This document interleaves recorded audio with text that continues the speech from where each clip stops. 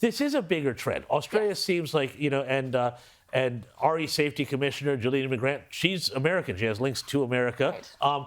There seems to be this push from groups within the United States to use other democracies, such as Australia, Ireland, Great Britain, and the EU, as ways to put a ring around the internet and censor the First Amendment within the United States eventually by making it kind of the globalized sort of communications networks unusable without hitting these censorship networks. Have you noticed any diminishment in these efforts since the Trump administration took power and since the U.S. Agency for International Development, which has been very instrumental in an awful lot of censorship efforts around the globe, has simply gone the way of all flesh? Well, I was very glad to see USAID exposed for what they have been doing around the world for many years. I think the average American, Democrat or Republican, had no idea that their taxpayer dollars were going to, fund Australian universities and, abortion here, sex change promotion there.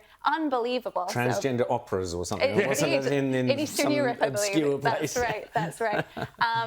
It's incredible to see that revelation come to the fore. And obviously, it's been great to see the American government speak out on issues that are happening, particularly in the UK, when it comes to the censorship of people who've been praying in their head or offering conversation. So it's good to see these things be put into the political discourse. I think shining light on censorship is the best way to counteract it, and that's why we're hopeful, not only around the world but here in Australia for cases like Chris's to be able to bring that to the fore. ADF International, who are they and what do they stand for? Yes, so we're a faith-based legal group that works around the world to defend everybody's right to live and speak the truth. Right. So that anyone who's being, whether that's somebody in Nigeria or Pakistan who's being put on death row for a blasphemous text message, or up in the UK, people being arrested for praying in their heads.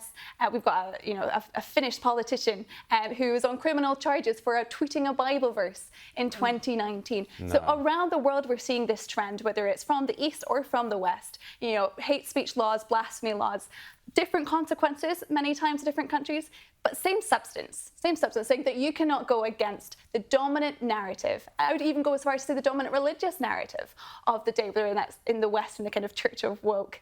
The Church of In the Woke. West, it seems to be you can't go against the narrative that is prescribed by the minority, the elite minority. Just quickly, where's the case placed at the moment, and how much are taxpayers in Australia funding?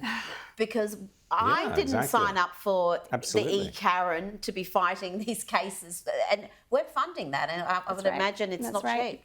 It's certainly not. I don't have the data on how much money has been sent. No one has the full sum, but I do know some of the witnesses, some who weren't even called, were paid upwards of 10,000 Australian dollars, which is quite an incredible amount of money to censor just briefly, a Canadian. because we're just running out of time, where is the case at the moment? The case, we've just finished up the tribunal. We'll be waiting to hear the results within the next 6 months.